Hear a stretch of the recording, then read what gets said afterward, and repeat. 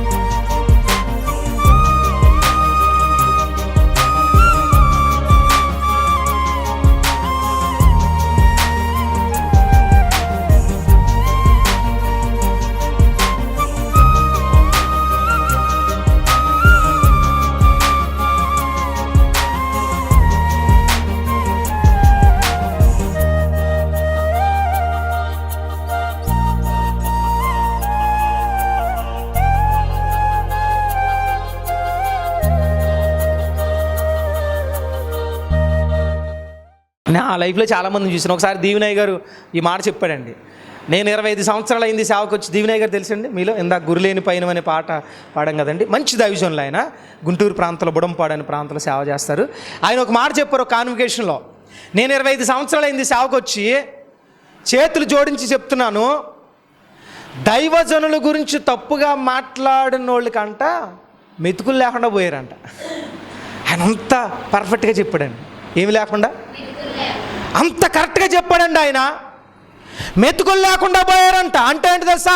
ఆత్మ కలిగిన దైవజనుడి గురించి మాట్లాడే ముందు ఒక్క క్షణం ఆగి ఆలోచించాలా. దైవజనుడికి వ్యతిరేకంగా నువ్వే ప్రవర్తించినా నిన్ను దేవుని సేవలో వాడుకుంటాడా, దేవుని పరిచయంలో వాడుకుంటాడా? అంటే ఏ వంకరతనం దేవదారు వృక్షంలో ఉందా? నీలో వంకరతనం ఉండకూడదు. అంటే యథార్థం. ఇంకొంతమంది ఉంటారు, మంచిగానే ఉంటారు, పరిచర్య బాగానే చేస్తారు, కానీ సేవకుడి దగ్గర ఒకలా ఉంటారు. కరెక్టేనది? సేవకుడి దగ్గర ఎలాంటి ప్రేమను కలిగి ఉన్నా బయట అలాంటి ప్రేమను కలిగి ఉండాలి. నిన్ను గురించి బయటికి వెళ్ళి చెప్పినప్పుడు, మీ సేవకుడి గురించి చెప్పినప్పుడు నువ్వు చెప్పాలి, మా దైవజనుడు ఆత్మ కలిగిన వాడండి, రండి వాక్యాన్ని వినండి, నచ్చకపోతే వెళ్ళిపోండి, అంతే తప్ప ఇదే చెప్పాలి తప్ప నువ్వు 2 రకాలుగా చెప్పడం వల్ల బయటకు వచ్చినప్పుడు అమ్మో మా విశ్వాసం ఇంత అని పాస్టర్ గారు చెప్పి నువ్వు బయట తప్పుడుగా మాట్లాడిన తర్వాత వాళ్ళు ఏమంటారు, పాస్టర్ గారు ఈ వాళ్ళ గురించి చాలా ఎక్కువ చెప్తున్నారు కానీ బయట చాలా వంకరళ్ళు వీళ్ళు అంటారా? నష్టం దైవజనుడిగా నీకా? దానివల్ల కొంత సంఘానికి కూడా కొంత నష్టం జరుగుద్ది, కానీ శాశ్వత కాలం మాత్రం నష్టం జరగదు. అందుకే ఒక విశ్వాసి దైవజనుడి రిలేషన్ ఎలా ఉండాలి అని అంటే, దేవుని మందిరంలో నమ్మకస్తులుగా ఉండాలి, వంకరతనం ఉండకూడదు. దైవజనుడి దగ్గర ఎలాంటి ప్రేమను కలిగి ఉన్నావు, బయట అలాంటి ప్రేమను కలిగి ఉండాలి. ఇక్కడ ఒకటి బయట ఒకటి ఉండడానికి వీలు లేదు. ఇంకో విషయం చెప్తాను, ఒకవేళ దైవజనులు అక్కడక్కడ కొంతమంది చెప్పే చిన్న చిన్న లోపాలు ఏమైనా కనబడుతున్నాయి అని చెప్తే, దైవజనులు కూడా మనుషులే కదా, పైనుంచి ఊడిపడలేదు కదా. ఒకవేళ ఏదైనా ఉంటే అలాంటి పర్సనల్గా ఆయనతో మాట్లాడన్నా, ఎందుకో కొంచెం ఈ విషయంలో నాకు ఎలా అనిపిస్తుంది అని చెప్పాలి. నువ్వు ప్రయత్నం చేయకూడదు. చేయొచ్చా? ఎందుకంటే దైవజనుడు దేవుడు ఏర్పాటు చేసిన వ్యక్తి, దేవుడు అభిషేకించిన దేవదూత. అలాంటి ఆత్మ కలిగిన దైవజనుడు నువ్వు ఎంత ప్రేమిస్తావో అర్థమవుతుందా? అది నీ చేతల్లో చూపించాలా. ఆ వంకరతనం ఉండకూడదు. రెండోది, సంఘంలో అవసరమైతే ఒకళ్ళని బలపరచడానికి మనం ఎంత తగ్గినా పర్లేదు, ఎంత తగ్గినా పర్లేదు, నేల మట్టుకు తగ్గిపోవచ్చు. ఈ మాట వల్ల బలపడతారంటే మనమే తగ్గుదాం. అది దేవదారికి ఉండాల్సిన లక్షణం. అది దాంట్లో వంకరతనం కనబడదు. నేను మళ్ళీ చెప్తున్నా అండి, పరిచర్యలు ఎప్పుడు కూడా ఇంకా చేయాలని పోటీతత్వం ఉండడం మంచిదే, కానీ ఒకరిని చూసి ఒకరు అసూయపడే తత్వం ఉంటే సంఘ మనుగుడికే ప్రమాదం. అది సంఘ మనుగుడికే ప్రమాదం అండి. ఎందుకో చెప్పనా, ఎప్పుడు ఒకరితో ఒకరు కంపేర్ చేసుకోకూడదండి. ఏం చేసుకోకూడదు? ఒకరు నువ్వు చేయగలిగితే నేను కూడా చేయాలని పట్టుదల ఉండొచ్చండి. పట్టుదల వేరు, అసూయ వేరు. ఇప్పుడు ఎవరైనా మనకన్నా మంచి ఉద్యోగం తెచ్చుకున్నారండి, నేను కష్టపడి చదివి ఆడికన్నా మంచి ఉద్యోగం కొట్టాల, తప్పులేదు. ఇది తప్పులేదు. అలా కానీ కూర్చుని, ప్రభువా ఆడు ఉద్యోగం పోవాలి ప్రభువా, ఏదైనా పోవాలి ప్రభువా, ఉండకూడదు ప్రభువా, ఆడుంటే నేను ఇంక ఎదగలేను ప్రభువా. అప్పుడు దేవుడు అంటాడు, మూర్ఖురాలా, ఆడికి ఏదో ఉద్యోగం ఇచ్చాననుకో, నువ్వు కష్టపడి చదివి నువ్వు కూడా గొప్ప ఉద్యోగాలు ప్రార్థన నీకు ఇచ్చి ఉండేవాడిని. నీకు ఇవ్వట్లేదంటే అర్థమేంటి, నువ్వు వాడిని చూసి ఏడుస్తున్నాగా నువ్వు ఎదగాలని కోరుకోవట్లా. ఎప్పుడైనా గుర్తుపెట్టుకోండి, ఎదుటి వాళ్ళు ఎదుగుతాలని కోరుకునే వాళ్ళు ఎదుగుతారు. వాళ్ళు ఏం చేస్తారండి? నేను సేవలో దేవుడు మహాకృపను బట్టి దేవుడు నాకు నేర్పినాడు తెలుసా, ఎవరైనా ఎదుగుతుంటే అప్రిషియేట్ చేస్తానండి మనస్ఫూర్తిగా. పైకి చెప్పను, ఎప్పుడు యాక్టింగ్ మాత్రం చేయనండి. ఎవరైనా మంచి పాట పాడితే అప్రిషియేట్ చేస్తా, బాగాలేపని ఇది కరెక్ట్ చేసుకోమని చెప్తా. సేవలో నాకన్నా సేవకులు ఎవరైనా మంచి వర్తమానం ఇస్తే ఇమ్మీడియట్గా వెళ్ళి షేక్ హ్యాండ్ ఇచ్చి అప్రిషియేట్ చేసిన సందర్భాలు ఇన్ని ఉన్నాయి. అన్న సూపర్ మెసేజ్ ఇచ్చారన్న, నేను ఇన్స్పైర్ అయ్యాను అని చెప్పిన సందర్భాలు ఉన్నాయి. ఎందుకనంటే నాకు ఇష్టం అండి అది. నేను ఎప్పుడూ కూడా ఒక సేవకుని చూసి నాకన్నా ఎదుగుతున్నారు లేకపోతే గొప్పగా అలా నేను అనుకుంటాను. ఈరోజు ఈ స్థాయికి రావడానికి కారణం బహుశా అందరిని అప్రిషియేట్ చేస్తూ బలపరచడం వల్ల దేవుడు నన్ను బలపరచడం అని అనుకుంటాను.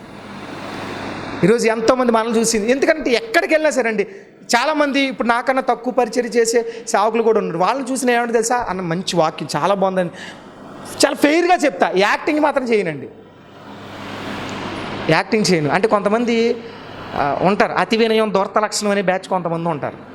వీళ్ళు ఎలాగంటారంటే ఏమీ లేకపోయినా సరే, అబ్బా భలే పాడేసావు, భలే వాక్యం చెప్పేసావు, ఓవర్ యాక్షన్ వద్దు, కంఠం బాగలేదు కానీ మీ థీమ్ బాగుంది, వాయిస్ బాగాలేకపోయినా మీ పాడాలని డెడికేషన్ ఉంది, అది బాగుంది, ఫెయిర్ కరెక్ట్ చేసుకుంటారు. నిజాయితీ ఎప్పుడు మంచిదే. మీరు ఎప్పుడైనా గుర్తుపెట్టుకోండి, నిజాయితీగా మాట్లాడే వాళ్ళు ఫస్ట్ విరోధంగా కనిపించిన ఆఖరికి నీ బాగు కోరేవాళ్ళనే విషయం కొంతకాలానికైనా నీకు అర్థమవుతుంది. అంటే సింపుల్గా చెప్పాలేనంటే, ఇప్పుడు ఇంట్లోంచి మీరు ఎవరైనా రెడీ అయ్యి వచ్చారండి, పాపం వేసవకాలం కదండి, చెమట ఎక్కువ పడుతుంది కదా, నువ్వు పౌడర్ రాసుకోవడం వల్ల బాగా ఓవర్గా అయిపోయి వచ్చేసి బయటికి మందిరానికి వచ్చి అందరూ చూస్తున్నారు కానీ ఇది ఎవరు చెప్పట్లా, అందరూ నవ్వుకుంటున్నారు. ఇప్పుడు నవ్వుకున్నవాడు బెటరా, కామ్గా పక్కకు వచ్చి కొంచెం ఎక్కువ అయిపోయిందమ్మా కొంచెం పౌడర్ అది సరి చేసుకో అన్నవాళ్ళు బెటరా? నాకు చెప్తావు నువ్వు, నాకు ఆ మాత్రం తెలియకే కొట్టుకొచ్చాను అనుకున్నావు కోటింగు అన్నారనుకోండి అప్పుడు నీలాంటి ఎదవలకి చెప్పిన దరిద్రం అనుకుంటారు అనుకోరా, నీ సావు నువ్వు చావు అంటారు అనుకోరా. అంటే నవ్వుకునే వాళ్ళు నీకు నచ్చారు, నేను చూసుకుంటాను కదా అనుకుంటున్నావు, కానీ నీకు యథార్థంగా నిన్ను సరిచేయాలని, నువ్వు బాగుండాలని, మిగతా వాళ్ళు నవ్వకూడదని, మిగతా వాళ్ళు హేళన చేయకూడదని, నీలో ఉన్న నిజ స్వరూపాన్ని లోపాన్ని బయటపెట్టిన వ్యక్తి నీకు నచ్చలా. ఈ రోజున జరుగుతున్న ట్రెండ్ ఇదే. ఖచ్చితమైన వాక్యం చెప్పే ప్రజలు సేవకుడు ఎవరికి నచ్చడు. ఆశీర్వాదాల కొరకు చెప్పే సేవకుడు నీకు కావాలా? నీలో ఉన్న లోపాన్ని చెప్పేవాడే నిజమైన సేవకుడు. ఒక దైవజనుడు ఎలా అన్నాడు, పాపం గురించి కానీ నరకం గురించి కానీ చెప్పకుండా వాక్యాన్ని ముగించే దైవజనుడే కాదని. అంటే నువ్వు ఇలా తప్పు చేస్తే నరకానికి పోతావు చెప్పాలా, నీ తప్పు గురించి చెప్పాలా, నీ పాపం గురించి చెప్పాలా, ఆశీర్వాదాల గురించి కూడా. ఎందుకని అన్నీ ఉన్నాయి కదండి బైబిల్లో. ఆశీర్వాదాలు ఉన్నాయి, బ్లెస్సింగ్స్ ఉన్నాయి, స్వస్థతలు ఉన్నాయి, అలాగే శపించబడిన వాళ్ళు ఉన్నారు, పాపం చేస్తే శిక్షించబడిన వాళ్ళు ఉన్నారు, అసూయపడి పతనమైన వాళ్ళు ఉన్నారు, తగ్గించుకుని ఎదిగిన వాళ్ళు. అంటే అన్ని రకాల వాళ్ళ గురించి బైబిల్లో ఉందండి. బైబిల్లో లేనిది ఏమీ లేదు. సో బైబిల్ అనంత జ్ఞానంతో కూడిన గ్రంథం ఇది. దీన్ని అర్థం చేసుకోవాలంటే ఎవడి వల్ల, సామాన్యుల వల్ల. అందుకే ప్రతి గొట్టంగాడు వచ్చి బైబిల్లో బూతులు అన్నాడు, అది తెలియచావు కది. తెలిసినోడికి బూతులు కనబడవు, నీకు తెలియదు కదా. మీకు అర్థమవుతుందా? ఆత్మీయ జీవితంలో గుర్తుపెట్టుకోవాల్సిన విషయం ఏంటంటే ఒకే ఒకటి గుర్తుపెట్టుకోవాలి, మనలో ఆ వంకరతనం ఉండకూడదు. అప్పుడు సేవలో నిన్ను ఏం చేస్తాడు? దేవుని మందిరంలో వాడుకుంటాడు, దేవుని పరిచర్యలో వాడుకుంటాడు. సో గుర్తుపెట్టుకోండి, మందిర దూలములు ఎలాంటివట అంటే ఏ వంకరతనం. రెండోది బలంగా ఉండాలా. అంటే అర్థమేంటి తెలుసా? ఎలాంటి బలహీనతలైనా, ఎలాంటి అనారోగ్యాలైనా, ఎలాంటి బలహీన పరిస్థితులైనా నీ విశ్వాసంలో నువ్వు ఎలా ఉండకూడదు?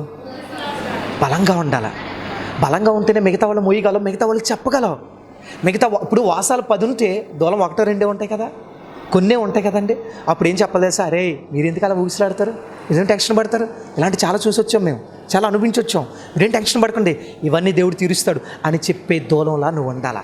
అంటే విశ్వాసంలో స్ట్రాంగెస్ట్ పర్సన్గా నువ్వు ఉండాలా. ఏ బలహీనతను లెక్క చేయకూడదు, ఏ అనారోగ్యాన్ని లెక్క చేయకూడదు, ఏ నష్టాన్ని, అప్పులను, ఇబ్బందులను లెక్క చేయకూడదు. ఎలాంటి సమస్య వచ్చినా ఒడిదుడుకులు లేకుండా నిలబడగలిగే అంత విశ్వాసం నీలో ఉండాలి. ఈ 3 లక్షణాలు ఉన్న వాళ్ళని గొప్పగా వాడుకుంటాడండి దేవుడు, గొప్పగా వాడుకుంటాడు. ఆ గొప్పగా వాడుకోవాలని చెప్పి దేవుడు డిసైడ్ అయిన తర్వాత ఎవడొచ్చి ఆపడం ఎవడి తరం కాదండి. ఎందుకంటే దేవుడు డిసైడ్ అయిపోయాడండి. దేవుడు డిసైడ్ అయిపోయిన తర్వాత ఆపడం ఎవడి తరం? అవునా కాదా? ఎవడి వల్ల కాదు. నువ్వు మందిర దూలముగా ఉపయోగించబడాలని దేవుని చిత్తం అయి ఉంటే, నీలో ఆ డెడికేషన్ దేవుడు చూసుంటే, ఆ అంకిత భావాన్ని చూసుంటే భవిష్యత్తులో నిన్నే వాడుకుంటాడు.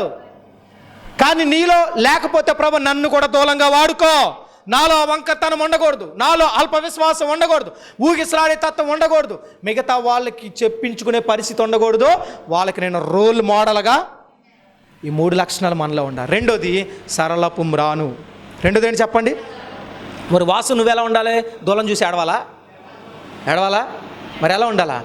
నీకే పనిలో అప్పగించారో ఆ పనిలో ఉండాలి. ఇప్పుడు దూలాలకి వాసాలు వేసిన తర్వాత వాటి మధ్యలో చిన్న చిన్న పెండి బద్దలు లాంటివి వేస్తారు కదండి, వేస్తారా? అంటే బుల్లి విశ్వాసాలు అనమాట. అంటే అప్పుడప్పుడే విశ్వాసంలోకి వచ్చే వాళ్ళు ఉంటారు కదా, వాళ్ళకి నువ్వు వాసానం సపోర్ట్గా ఉండాలి కొత్త వాళ్ళకి. అంతేగాని నువ్వు ఎంతసేపు ఆ దూలాన్ని బడి ఎడుతూ ఉంటే కొత్త విశ్వాసం నువ్వేం బలపరుస్తావు? వాస్తవం వాక్యానుసారం అదే కదండి. అంటే నేను కొంచెం నాటు భాషలో చెప్తున్నాను, మీకు నవ్వు వస్తుందేమో నాకు తెలీదు, కానీ వాక్యానుసారంగా అంతే కదండి. మీకు అర్థమైందా? ఇప్పుడు ఐరన్ కడుతున్నారు కదండి, ఐరన్ కడతారు కదా, ఐరన్ కట్టినప్పుడు మధ్యలో చిన్న చిన్న వేసి దానికి ఒక ఐరన్ యూజ్ చేస్తారు. ఏంటి తెలుసా? Binding wire. ఏ వైర్ అండి? ఇప్పుడు చెప్పండి, ఇప్పుడు ఇవి ఐరన్ 12 mm అవ్వచ్చు, వేరే mm అవ్వచ్చు. బైండింగ్ వైర్ లేకపోతే కలిసి కట్టుకోవడానికి ఛాన్స్ ఉందా? బైండింగ్ వైర్ నువ్వు ఆఫ్టర్ ఆల్ సన్నగా ఉన్నా, నువ్వు నన్ను ఏం చేస్తావు అని అంటే, అసలు నేను లేకపోతే మీకు ఐక్యత ఏదిరా? ఐక్యత ఏది? నేను ఉంటేనే చెప్పాలా? మీరు 12 mm అయి ఉండొచ్చు, 20 mm అయి ఉండొచ్చు, నేను సన్నగా ఉన్నా సరే నేను ఉంటేనే మీరు కలిసికట్టుగా ఉంటారు. అర్థమైందా? అంటే అర్థమేంటి తెలుసా?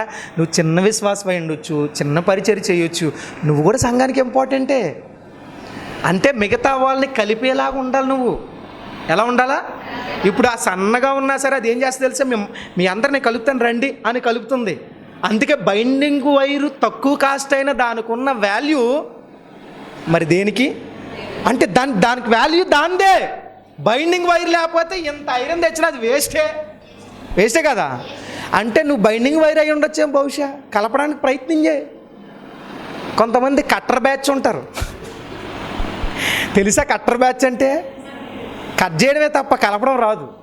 నువ్వు కట్టర్ బలంగా ఉంటే ఉపయోగం ఏముంది? నీ మీద సన్నగా ఉన్న బైండింగ్ వైర్ బెటరు, ఆత్మీయతలో తక్కువగా ఉన్న వాళ్ళు బెటరు, ఆర్థికంగా తక్కువగా ఉన్న వాళ్ళు బెటరు.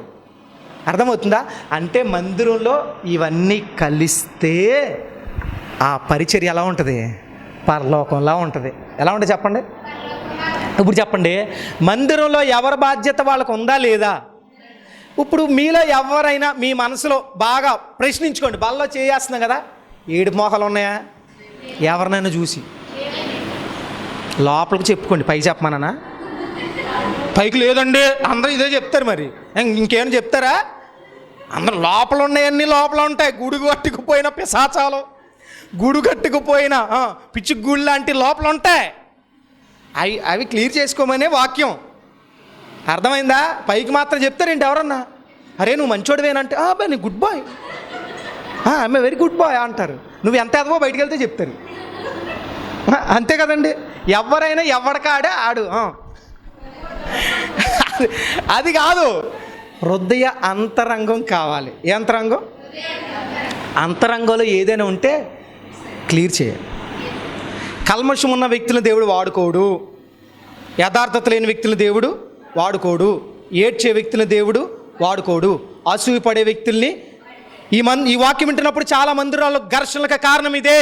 ఆడికి పోస్ట్ ఇచ్చారండి, నాకు ఇవ్వలేదండి. రే పోస్ట్ ఇచ్చిన మొల్ల కిరీటం అది. అర్థమైందా? అందుకే పాస్టర్ ఫెలోషిప్లో చాలామంది, అయ్యా మీరు ప్రెసెంట్ చేయండి, అయ్యా అది చేయండి, అమ్మ ఆ ముళ్ళ కిరీటం నాకు వద్దు.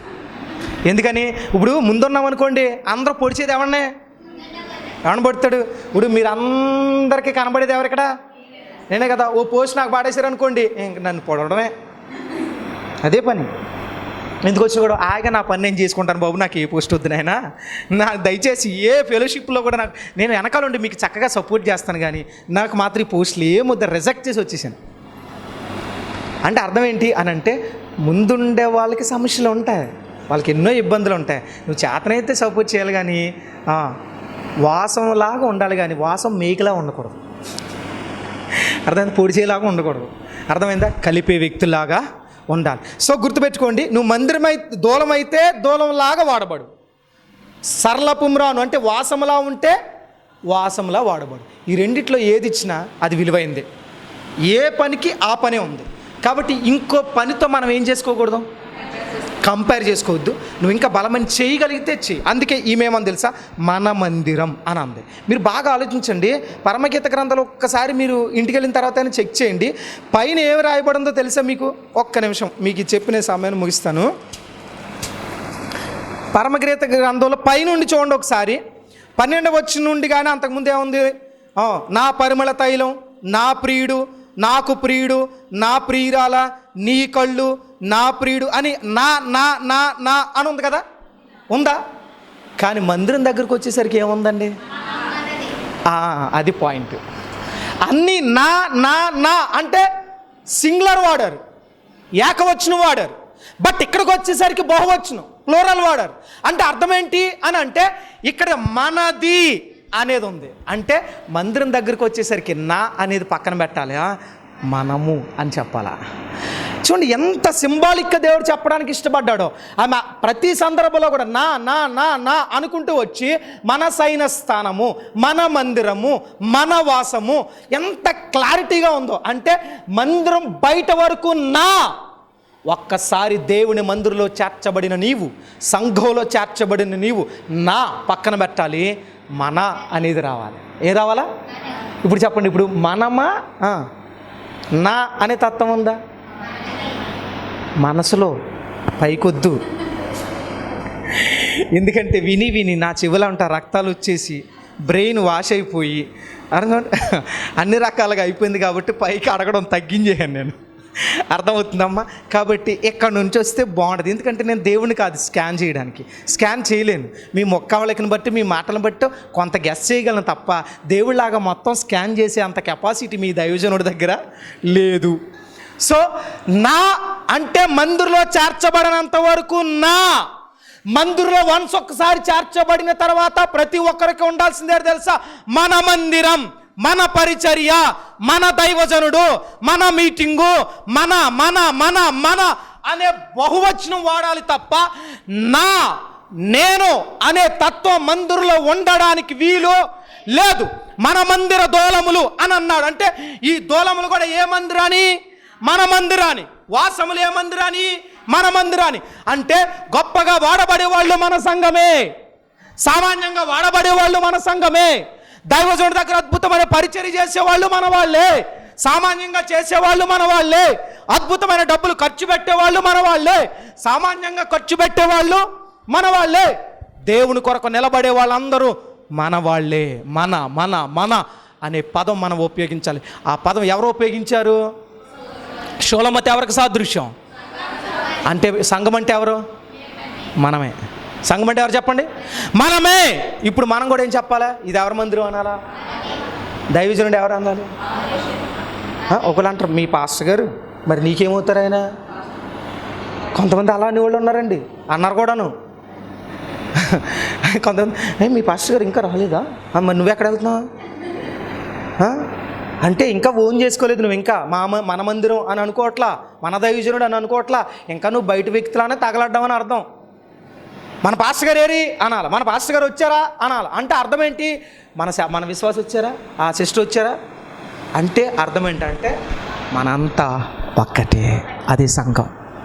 ఎంతోమంది. అందుకే భాష భేదం లేదు, రంగు భేదం లేదు, చదువు భేదం లేదు, హెచ్చు తగ్గులు భేదం లేదు, కుల భేదం లేదు. ఏ భేదము లేని ప్రాంతం ఏదైనా ఉందంటే చెప్పాలి గట్టిగా, గట్టిగా చెప్పలు కూడా దేవుని నామం స్తుతిద్దామా. దేవుని మందిరానికి వచ్చిన తర్వాత కుల తారతమ్యం ఉండడానికి వీల్లేదు. నేను అందుకే చెప్తాను, ఈ వాక్యం వింటున్నప్పుడు ఎవరికైనా చెప్పేది, కులానికి బైబిల్ వ్యతిరేకం, నేను వ్యతిరేకం. అందుకే కొంతమంది అడుగుతూ ఉంటారు, మీరు ఎవరండి? నేను మనిషినండి. మరి ఎవరంటే అంటే నేను పోతానా? కాదు కదా. మీరు ఎవరండి అంటే, మీరు ఏముట్లండి? ఏమిట్లంటే పనిముట్లమండి అనాలా? ఏముట్లు లేకపోతే మీరు ఏంటి?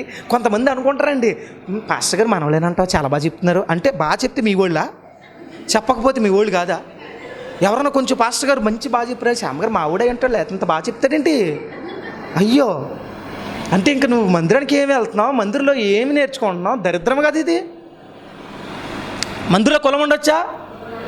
కులం లేదు, రంగు లేదు, ఏ పరిస్థితులు లేవు, తారతమ్యాలు లేవు, ధనికుడని లేదు, దరిద్రుడని లేదు, తెల్లవాడని లేదు, నల్లవాడని లేదు, ఫారినర్ లేదు, ఇండియన్ అని లేదు. దేవుని మందిరానికి వచ్చిన మనంతా ఎవరమే? ఒక్కటమే. అంటే మనందరం ఏకత్వం కలిగిన వాళ్ళం. ఒకే దేవుని ఆరాధిస్తున్నాం, ఒకే రక్తంలో పాలు పంపులు పొందుతున్నాం. అందుకే దేవుని బల్ల ఇచ్చేటప్పుడు ఒకే పాత్రలో అందిస్తున్నాం. వేరే వేరే గ్లాసుల్లో ఇవ్వట్లా, వేరే వేరే పాత్రలో ఇవ్వట్లా. కొంతమంది, నేను ఈ మందిరం కన్స్ట్రక్షన్ చేసిన కొత్తలో ఒక సిస్టర్ పాపం తప్పేమన్ను, అందరూ ఎందుకంటే అని చెప్పి ఒకటి తీసుకొచ్చారు. చిన్న చిన్న బుడ్డి గ్లాసులు ఉంటాయి కదా, దాన్ని ఏమంటారు నాకు తెలీదు. అది తీసుకొచ్చి అయ్యా అందరూ కొంచెం ఇబ్బంది పడతారేమో, దీంట్లో పెట్టినా తీసి పక్కన పడేసాను. వాళ్ళకి అర్థమయ్యేలా చెప్పాను, వాళ్ళని విమర్శించట్లేదండి, వాళ్ళు ప్రేమతో తీసుకొచ్చారు. అది పక్కన పెట్టిన ఒకటి చెప్పాను, బైబిల్లో ఉంది మనంతా ఒక్క పాత్రలోని తాగాలి. దేంట్లో ఉంది?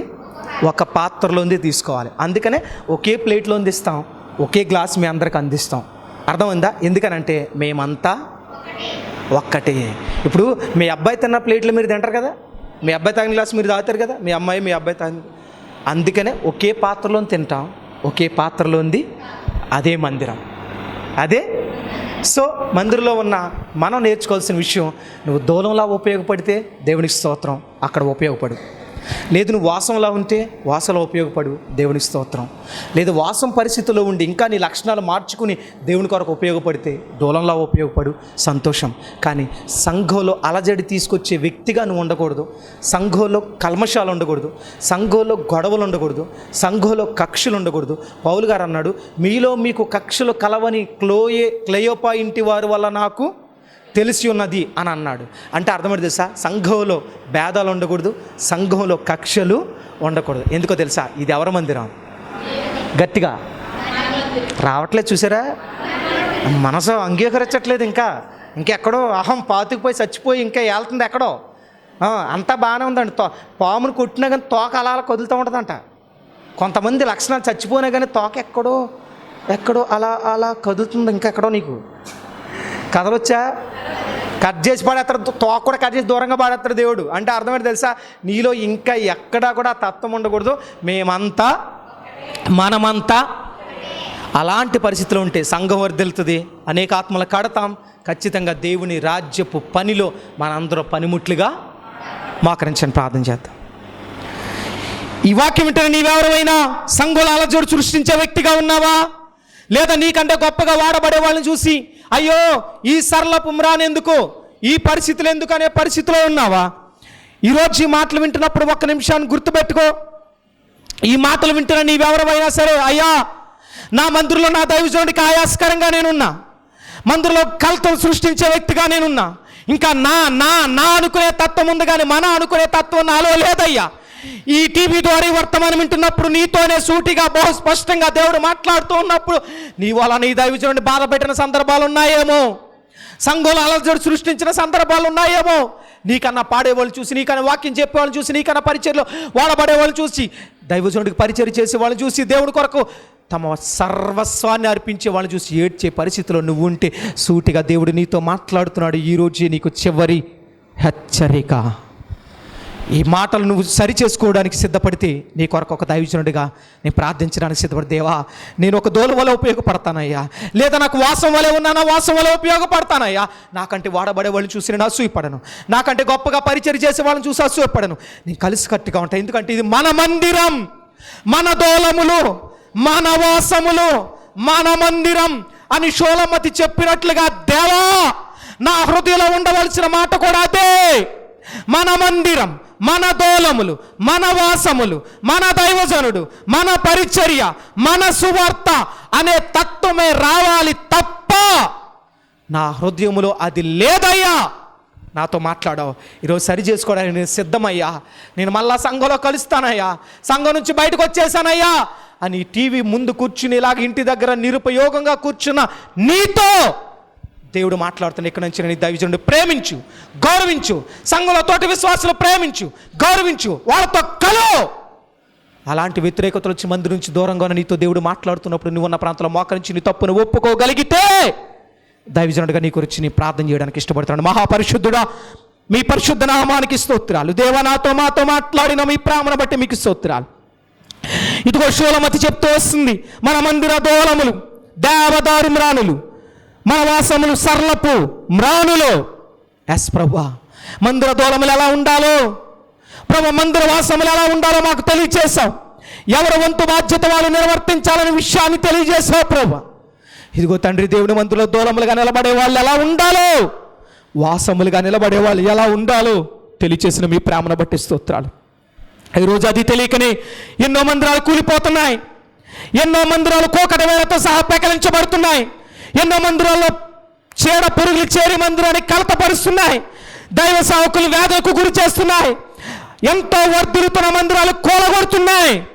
దేవాలంటే ఐశ్వర్యపరులు ఎవరైనా ఈ వాక్యం వింటే, అలాగ దైవజనుడు విమర్శించే వాళ్ళు ఎవరైనా ఉంటే, వంకరతన కలిగిన వాళ్ళు ఎవరైనా ఉంటే, సంఘంలో కక్షలు సృష్టించే వాళ్ళు ఎవరైనా ఉంటే, సంఘంలో కలతలు కలిగిన వాళ్ళు ఎవరైనా ఉంటే, ఈ వాక్యం వింటున్నప్పుడు సరి చేసుకుని, దేవా నా పరిస్థితులు మార్చు, అందరితో కలిసిమెలిసి ఉండాలి, ఐక్యత కలిగి ఉండాలి, నా పరిచర్య నేను చేయాలి, దేవా నాకు ఏ పని అప్పగించావో, దైవజనుడు ఏ పని అప్పగించాడో ఆ పని నమ్మకంగా నేను చేయగలిగే యోగ్యత దయచే ప్రభువా అని ఎవరైతే ప్రార్థన చేస్తున్నారో, ప్రార్థన ఆలకించి అంగీకరించి మరణం వరకు దేవదారు వృక్షముల వలె, సరళపు మ్రానుల వలె నీ కొరకు ఉపయోగపడే పాత్రలుగా బిడ్డలను సిద్ధపరచమని యేసుక్రీస్తు నామములో ప్రార్థిస్తూ అడిగి వేడుకొంచున్నాం మా పరమ తండ్రి.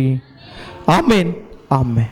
ఈ యొక్క ఆధ్యాత్మిక కార్యక్రమంలో ఈ వాక్యం ద్వారా మీరు బలపడినట్లయితే ఈ కార్యక్రమాన్ని ప్రోత్సహించండి, బలపరచండి. అలాగే మీ సమస్యలు ఏమైనా తెలియచేయాలి అని ఆశపడితే ఈ స్క్రీన్పై స్క్రోల్ అవుతున్న నెంబర్లకు మీరు కాల్ చేయండి. అలాగే మీ ప్రార్థన అవసరాల కొరకు ప్రేయర్ చేయడానికి సేవకుడిగా నేను ఇప్పుడు సిద్ధంగా ఉన్నాను.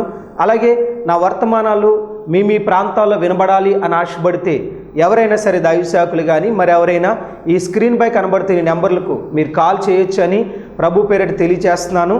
అలాగే నా వర్తమానాలు మీరు ఇంకా వీక్షించాలి అని ఆశపడితే బ్రో ఎం శ్యామ్ అనే యూట్యూబ్ ఛానల్ ద్వారా కూడా నా వర్తమానాలు అనేకమైన యూట్యూబ్లో ఉన్నాయి కనుక వాటిని కూడా మీరు వీక్షించి ప్రభు యొక్క దీవెనలు పొందుకోవాలని, ఆధ్యాత్మికంగా బలపడాలని ప్రభు పక్షాన తెలియచేస్తున్నాను. ఈ దీన సేవకుడి కొరకు, ఈ దీన పరిచర్య కొరకు మీ యొక్క అనుదిన ప్రార్థనలో జ్ఞాపకం చేసుకోవాలని ప్రభు పేరిట మీ అందరినీ కూడా తెలియచేస్తున్నాం. God bless you, God bless you all. దేవుడు మిమ్మల్ని దీవించునుగాక. ఆమేన్. మా అడ్రస్ బేతేలు ప్రార్థనా మందిరం, ఇందిరా కాలనీ, జీడిపిక్కల ఫ్యాక్టరీ ఎదురుగా, దొండపూడి రోడ్, గోపాలపురం.